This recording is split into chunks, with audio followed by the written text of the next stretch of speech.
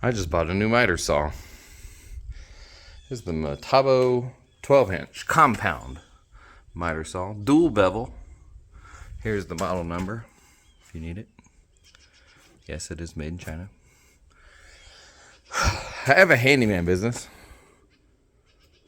where I'm mobile all the time, and this has been this is actually the only miter saw I've ever owned in my entire life, and it's gotten the job done, but not well at all. It seems to have enough power to do the things, but the cutting capacity is just tiny. It's not accurate. It's very floppy. It's just not good. So I upgraded. I needed to cut stuff just a little bit wider than that, but also thicker. 4x4 posts I had to roll around and stuff.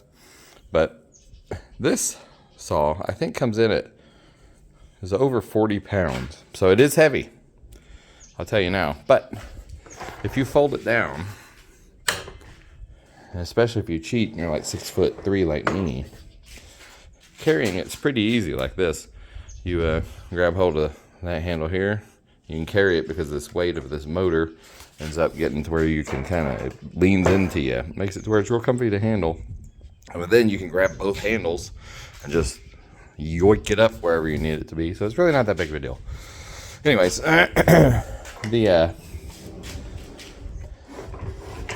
no, you get on there. There we go. The bottom here was important to me. It is actually metal hardware all throughout here, and metal on metal detents. This is the only plastic part. It's pretty heavy duty built, and I'm just going to be just a little bit careful. I don't suspect that I'll break it off, but I mean, it's positive lockup, easy to adjust. It's got the little predetermined stops wherever you want them to go. It's got a stop override button. You can push that in, and then it's just sliding wherever you want it to. It's really nice. Anyway, but like I said, the 7-inch, I mean, that's, looky here. This thing, I think you can see it best on this one. Look at the capacities on this. It boasts 7 inches, but you can, well, you could probably get a little better than that if you did a little bit of, getting around the old, unadvised practices. But it's got the shadow line on it, which is super great. You can actually see it. Oh, it's hard to see on that metal, I guess. Here. Put this on it. See, look at that. Ding, right where you need it. Burn on both sides. I don't like the lasers. I think it's a complete waste of time. Pretty much hate it. The fences on it, you got your tool storage, but they're captive with this little screw. You can take that out and then not have to worry about it. But it just slides out and you can't really lose it, which is great. Tighten it in. Both sides are exactly the same way. You've got your little clamp hole. It does the thing. There's no quick adjust. I don't use these at all, so I don't really care. But it just sets in there, it clamps in, and then you've got to crank on this for 13 hours. I never use them. Anyway, this one's the same exact way. Just to loosen this up, slide it on out, tighten it down wherever you're going to do. The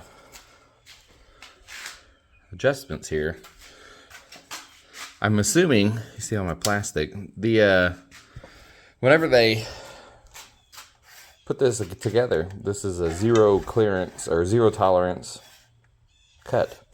So I guess what they do is they set this 45 exactly. By the way, the cam on the back is just a single, just loosen it and you're good to go. Anyhow, and it just falls to the left. So what they do is when they package them, I guess, they do that, set up this angle. Set up this angle here, the 45 on the left, and then they cut. And then I guess they put in that little knob, and they twist it, and they pack it. And that's it. So out of the box, it was impacting a little bit this way. And then whenever I beveled it the other way, not only was the stop massively out, it was like way up here. So this was all the way over to, you know, right about here, almost 33.9 mark. Anyway, so they only set the bevel on this side, but it was like full bore hitting, just bam right there. So I had to cut my own zero tolerance, which is fine, pretty neat. But anyway, so I had to adjust this, which is whatever. This one was spot on, but let me show you something. This is what's really impressive about this to me. I have actual, you know, fancy, straight, actual tools, machinist tools, Starrett stuff, and proto stuff. So, if you look here, that is a perfect 90-degree angle. Lo and behold, that's about as good as you can get. And we can even try to stand it on its end here, which is kind of hard to do, but it's, I mean, it's on there, man. And it's like that on both sides, because this deck here is, I mean, straight as a board.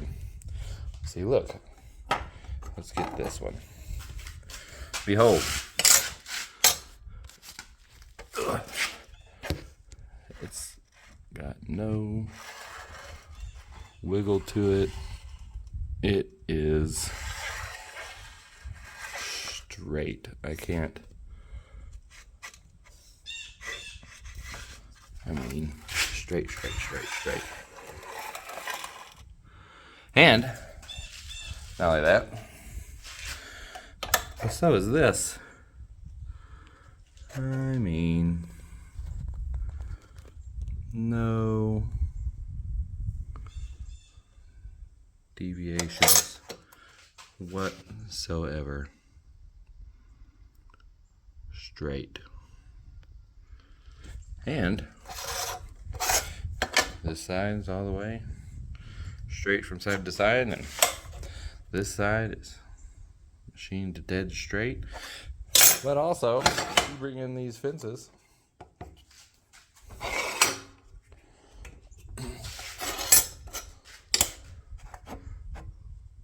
Look at that, up on these high fences.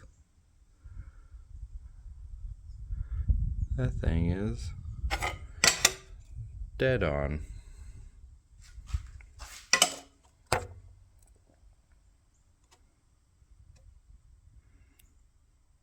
It's on.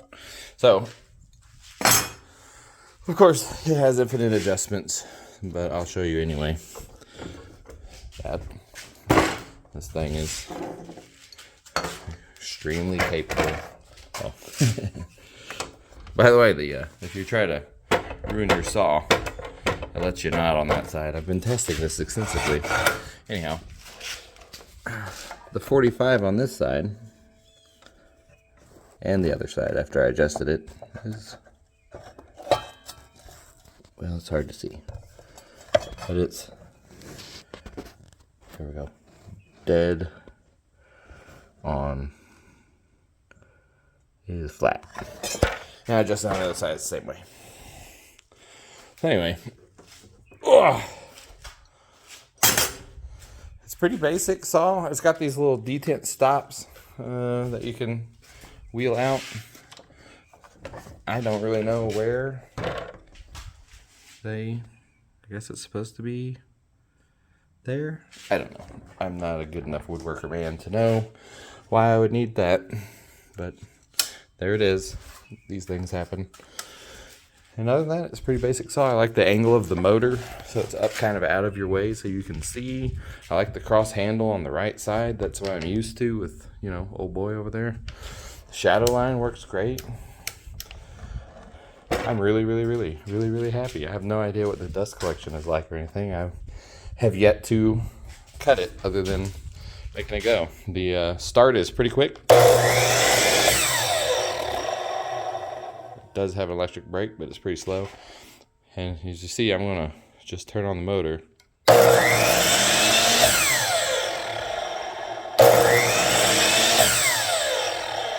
It does jerk a little bit, but not a crazy amount. Nothing like a lot of DeWalt's and stuff that I've used. It's really pretty gentle and smooth. Anyway, I'm just really impressed with the overall quality. I'm becoming a fanboy for this green stuff pretty quick. I have their nail gun and a compressor, so this is my first saw from them. But let me wrap it up there. This thing is a pretty choice. I really like it. Don't hesitate to buy. I made a couple of cuts with it. This is a 45-degree cut I made, and I flipped it. You see the, you see that's the long side of the cut. This is the short side. So this is also the short side.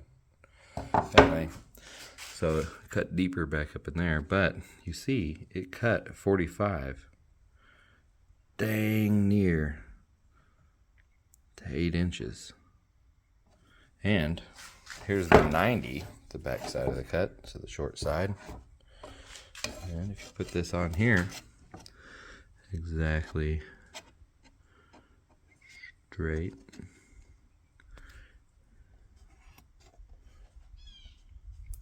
you will see that it is just over 8 inches of total cut pass through. There's the other side, of course, you know, cuts way out,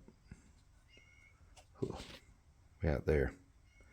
So it's cutting square, just shy of 8, like maybe, you know, what, an 1/8, 1/16, and then just over the same way. So right at 8-inch capacity on the thing, and it cuts. I mean, this factory saw or blade. I mean, it's well, it's gone. All the stuff fell off. Interesting. Oh, here it goes. It's yeah, not kind of any kind of fine-tooth special blade.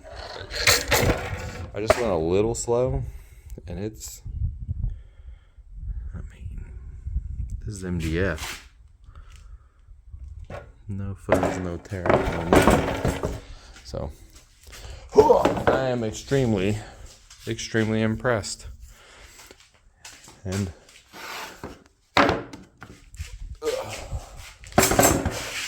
yeah, with room to spare, you can do that.